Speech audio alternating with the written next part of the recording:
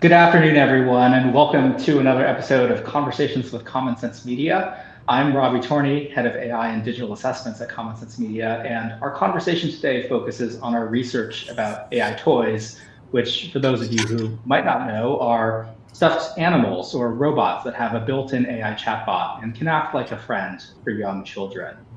We recently released a risk assessment on AI toys, and we tested multiple brands, and our overall rating was that these are unacceptable for kids under 5 and are recommending that parents use extreme caution before letting kids 6 through 12 use them. And in this discussion, we're going to dive deeper into the ways that these toys aren't a good fit for kids and their development. So why is a typical stuffed animal or other type of toy better than one that can carry on a conversation with a kid? And what are some common questions that parents raised after we shared our risk assessments? Joining me today is Dr. Darja Djordjevic, MD, PhD. She's a child and adolescent psychiatrist and socio-medical anthropologist, and she, alongside Stanford's Brainstorm Lab, have been working with us on our research on AI toys and its impact, or AI and impact on kids and teens. And we're also joined by Jill Murphy, Common Sense Media's Chief Content Officer, and she oversees our parent resources and advice, and she's tracked the evolution of children's technology and toys.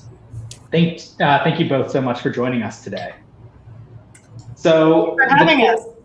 Yeah, the toys that we tested are designed to foster dependency and attachment and replace or stand in for human interaction. We found that they show constant availability, they try to personalize responses, and they really position themselves as friends or companions, which can create confusion about social relationships during critical developmental windows. Dr. Djordjevic, can you share more about your research and explain more about the developmental windows and critical social elements by age group?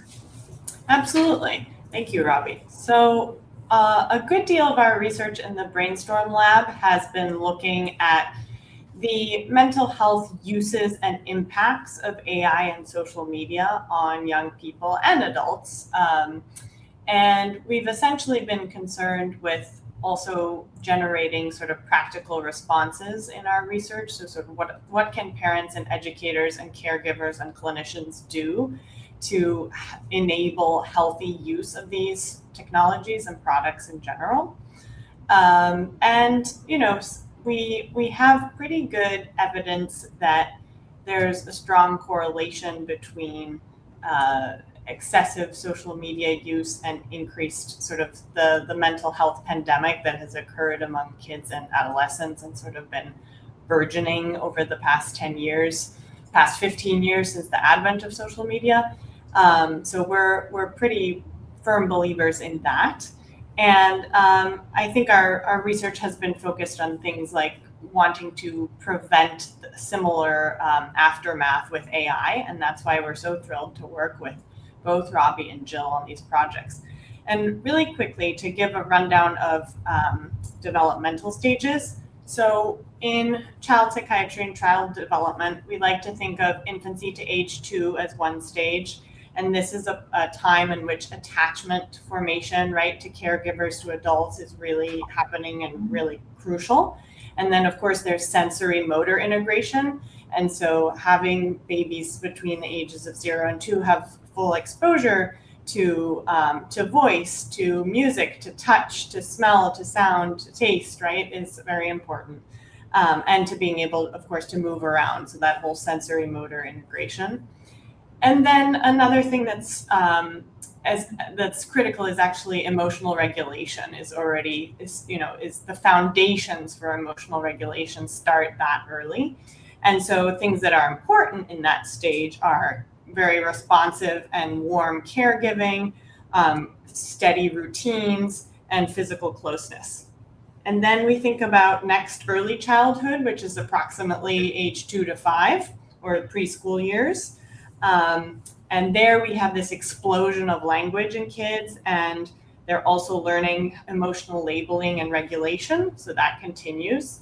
And they're also confronting kind of their early understanding of social roles and even empathy. So what's very important between ages of 2 to 5 is human conversation, storytelling, imaginative play, although imaginative play is very arguably important across all these stages. And then emotional coaching.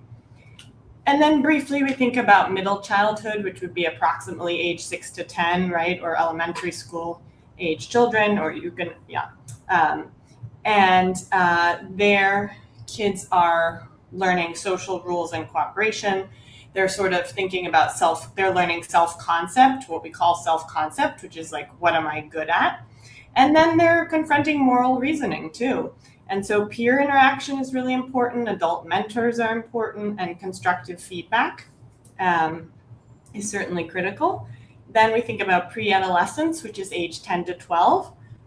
Here, young folks are thinking about social comparison, group belonging. They're kind of drafting their identities, starting to explore identity. And so stable peer groups are really powerful in this stage. And also having adults around who can normalize change and uncertainty. And then in this stage, also very important to have opportunities to safely explore. And then I'll just end with, lastly, adolescence. So thinking about age 13 to 18, here we see young people consolidating their identities, continuing to explore them, thinking about exploring autonomy and pursuing, or sort of coming into their value systems. And of course, also confronting the question of social status and belonging. So in that age range, peer acceptance plays a very large role in development and well-being, and certainly having trusted adults and safe spaces. So Dr. Djordjevic, thanks for that detailed breakdown. And I think for the parents who are listening, it's helpful to think about where your kid or kids are and the major work that they're working on at each developmental stage. You mentioned talking about some of the big work that kids in that 2 to 5 and that sort of 6 to 10 range are doing. That's really the market segment that these toys are really aimed at. Why don't AI toys fit in well from a developmental perspective, and why can't they supplement or support that major work? Right. Great question. So I think let's go back to that early childhood phase first, the age 2 to 5, or even 5 and under if you want to consolidate, right? So, or for 2 to 5, we're thinking about this explosion of verbal language, right?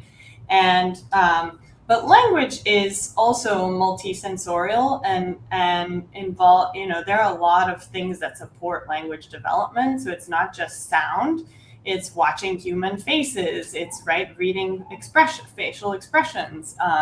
It's listening, of course, to voices. It's having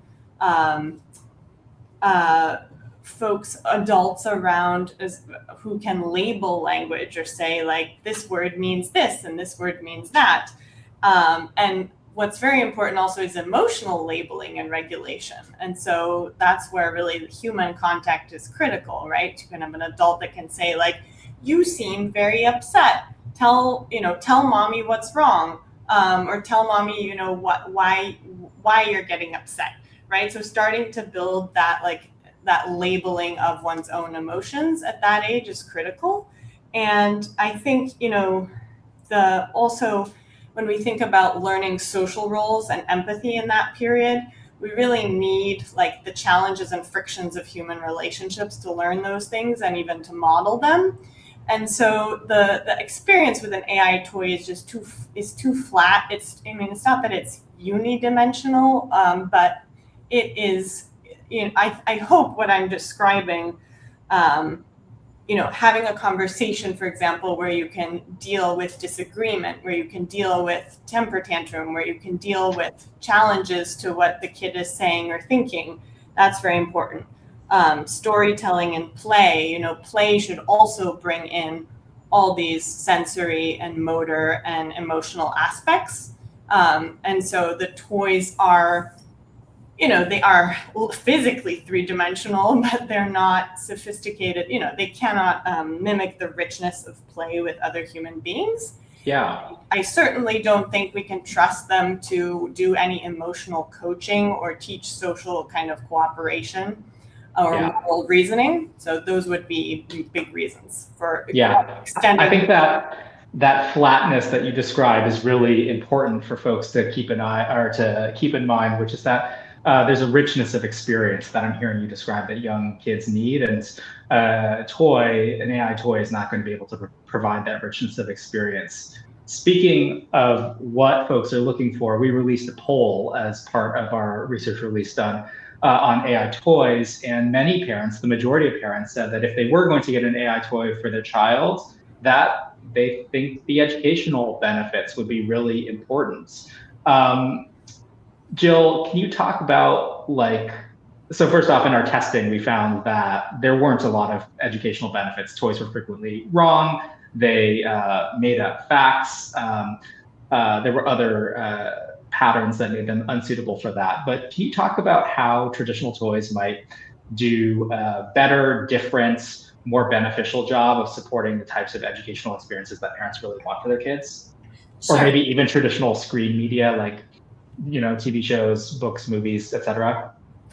Yeah. First, let me just say, Darja, I could listen to you talk all day. I just feel like those fundamentals of understanding where your kid's at each age is so core to parents, and it's not a standard that all of us get. And so it's a great constant reminder of kids are growing and absorbing certain things at certain stages, can handle different things at different times. And that's something that we just all have to keep in mind. So AI toys is no exception. I think, Robbie, this is usually where I tell parents, anytime they're talking to me about when should my kids start with, fill in the blank around a certain type of tech, I always end up saying, there's no rush. You can always take your time. You do not have to hurry and adopt a certain type of technology. As we've already heard here today and in our research, these AI toys are not essential for child development. So this is not going to be something that your kid needs to keep up with or stay on top of. But yes, I think when in doubt, use the word traditional. I think when in doubt, parents can stick to more traditional play that encourages imagination and free thinking, exactly as Darja was just laying out. So there, of course, being a screen fan, I'm going to jump into screen media, and there are so many incredible movies and shows and even content that's streaming or shorts that can be really beneficial when co-viewing is in place. And there's a lot of great learning opportunities that come out of that co-viewing with dialogue, evaluating different storylines, helping kids see themselves in screen time, of course. There's reading books together and having that parent and caregiver interaction. It's creating a bonding. We're modeling reading skills. There's art and anything associated with that in all of its forms, whether it's a class for older kids or for younger kids, just letting them create and play. Building toys, whether it's Legos or magnetics. I mean, all these types of imaginative play that allow kids just freedom to think and kind of interact in a real world way with their surroundings, as opposed to interacting through a third party like an AI toy. You can guarantee a benefit from that, where we can't guarantee a benefit from interacting with AI toys. That human interaction, the hands-on toys, what those hands-on toys provide with that sensory-rich experience, real play with others, and really being able to kind of absorb and negotiate and compromise and all those skills that are so important to the development of kids. And then the good news is that traditional play doesn't collect data. So there's that aspect as well. So it doesn't require a subscription. It doesn't create that dependency the way that a lot of technologically infused toys can. And so that's kind of... Let's dig into that a little bit. In our testing of these toys, we're pretty tech savvy, and they were not easy to set up. Like in some cases, just getting them to connect to the Wi-Fi was a little bit of a challenge, and setting up the parent portal was a challenge. And subsequently, post the release of this risk assessment, we saw that one of the companies that we evaluated actually had left their website open, such that people could access the chat logs from every single chat that anybody had ever had with this AI toy. Jill, can you tell us a little bit about privacy features or privacy concerns or risks that parents should be thinking about when they're bringing AI toys or similar technologies into the home, and maybe aspects of privacy that they haven't considered? Yeah, this is that evaluation that I always say we try and do the heavy lifting for parents. And in, I think, the case of AI toys, it's a little bit more of a lift up front to really make sure that you're protecting your child's interaction as well as their privacy, as you mentioned. So there's that always listening capability. So just really understanding whether or not the toy is constantly recording or if it gets activated by a wake up word.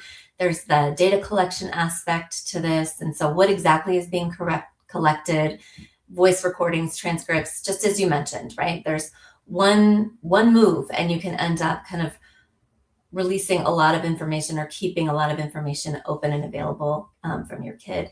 There's the third party sharing. So what is being shared with third parties when you are setting up a toy or interacting with the toy? Knowing whether or not you can delete interactions or conversations is really essential. Do you want a log of information that your kid has been having that, at a young age that can maybe be silly or problematic for that matter? And then those overall account controls. So really evaluating like how difficult is it to access and adjust your privacy settings. So these are all things that you want to think about and look at before you start making the decision to bring in an AI toy into your home, or once it's in the door, definitely making sure that you're reading up on those privacy policies. They're long, they're detailed, but we can, with the list that I just kind of went over, these are the elements that you're really looking for, kind of scrolling through it and looking for like how much data is being collected, what's the always on capability, the third party collection again. So, I think any connected toy is just that, right? It's connected to another machine. It's connected to someone who is managing that machine. So how much information, personal or otherwise, do you want out there specifically about your own child?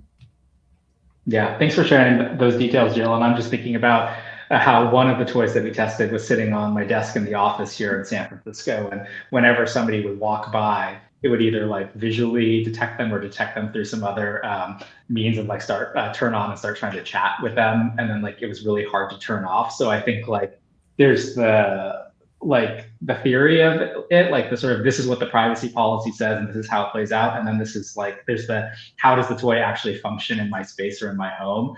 I can't tell you how annoyed I was walking by, or people would walk by and the toy would activate. It's just really interesting to think about like what that would mean for capturing or listening to a conversation that's happening in a home. I mean, it was uncomfortable having them all just sitting there. And I felt like they were all just going to turn on each other at some point, all the toys that were just sitting on your desk. So yeah, it's an awkward experience to be a part of. So switching gears a little bit, you've both read the assessment. We've had lots of conversations about AI toys coming from your different perspectives. What are your more important takeaways from the research and your key message for parents and caregivers? And Dr. Djordjevic, I'm going to kick it over to you first. And maybe as part of this, you can answer one of the top questions we've gotten about this assessment, which is, why aren't you just saying no AI toys at all? Why have you all made an extreme caution guidance for ages 6 through 12? Okay, so I think the reason we're not saying no at all is also from a place of humility and understanding. Parenting is the hardest job on the planet, hands down. And, parents have to work, they have to take care of families, they have to run their adult lives and care for their children. And certainly, the appeal of new toys that could be engaging for a child is always, is maybe something that parents are really keen on or even desperate for. And of course, wanting your kids to be at the forefront of technology and excel academically and developmentally is a normal parental desire. So we want to respect that. I do think for the one reason, so that's why we're not saying never any AI toys. And I think, they're also because there are scenarios in which, just as with AI platforms, and just to Jill's wonderful point about all the fantastic screen-based media that is out there, if parents are watching an interesting movie or show or educational program with their kids, that can generate a whole conversation. There can be, guided learning and feedback and all these wonderful elements to that. And so you could envision, scenarios with a parent who has the time and bandwidth and attention to really sit there and play with the AI toy with the kid and supervise it, that it might, it might be an interesting and it could be a productive experience. But I think going back to that question of what's happening in middle childhood, you're really, it's a critical time for peer interaction, as we've said, and having adult mentorship and also receiving constructive feedback. And there's just, these AI toys are not capable of challenging or replicating genuine human interaction, which comes with a lot of positive and negative moments, right? All different, the whole array of human emotions and interactions, and sort of, the AI toy cannot mentor the way that adults need to be mentoring in that period. So I think, and I also think, an AI toy can't really assess a child in their full richness and understand like what kinds of things they're good at and how to support their strengths and how to help them further develop in areas where they need, maybe need some extra help, or just like, regardless of where they are in the developmental trajectory, are still learning certain things. And so I think that that's really important. And I think the piece of learning social rules and cooperation, we don't want to outsource that to AI toys. And it's just not clear. It's clear from the testing that the safety guardrails are not adequate, right? And there was illicit, inappropriate content for that age group coming forth. And also, as you said, Robbie, mistakes. And so for all those reasons, I think we've reached this recommendation. Yeah, and one of the exchanges that's sticking in my mind from testing is like when a tester says something to an AI toy, like, hey, my friend said that I've been so mean to them at school today, like I did X, Y, Z, what do you think? The toys don't have the context or the understanding to really understand the social situation or what sort of feedback or interpretation would be needed for that. And a lot of times what we got was, your friend is wrong, and I'm always here to talk to you. So like you can spend more time with me. Jill, what would you add, top takeaways and your key message for parents and caregivers? I think, so many good points from both of you. I think we talk about this a lot at Common Sense, making sure that we're learning from social media before we just kind of like start experimenting with our kids with AI. And so I think especially given that these toys are just that and are targeting a younger audience, there's no rush there, right? Like I said before, it's just, we're at the very beginning of all of this, and we don't really totally understand the long-term impacts. We know that kids can form very emotional attachments to these toys. We've seen those sad stories in the news. You kind of were just referring to one now, Robbie. There's a lot of attachment that goes along with your favorite doll and your favorite book and all the things, right? All of your inanimate objects that you have as a kid. And this, having one that actually talks back to you and is trying to develop a relationship and conversation with you, I think there's a little hesitation there that needs to be there on the part of the parent to engage there. So, not new tech is not always better for kids. I think we've talked a lot about the skills that kids need to build and the importance of human interaction. Where your kid is may not be where my kid is, even if they are the same age. And then, so for parents, again, I always say gut, go with your gut, trust your instincts. Don't feel the pressure to move into like the new of everything at the expense of what your child really needs in that moment. They don't need that in order to develop. And there's so many incredible toys on the market. Like, this doesn't seem like the slam dunk at this moment. Yeah, thanks to both of you for the great points. And I'm just thinking one other thing that we haven't talked about is just social pressures and wanting to give your kids the best and newest experiences. I think that the poll that we released as part of this research showed that over this past holiday season, half of parents considered buying or actually bought their kid an AI-powered toy. And we all want what's best for our kids, and we all want to give them the latest and greatest. And what I'm really hearing from both of you today is some reasons why in this particular case, we might want to pause and consider some options that aren't always listening in your kid's bedroom, or don't have data breaches, or don't activate inappropriately, and are just a better fit for kids and families. So with that, I do want to thank you all for joining me today for this conversation. It's been so fascinating, and thank you both for the work that we've done together on this project.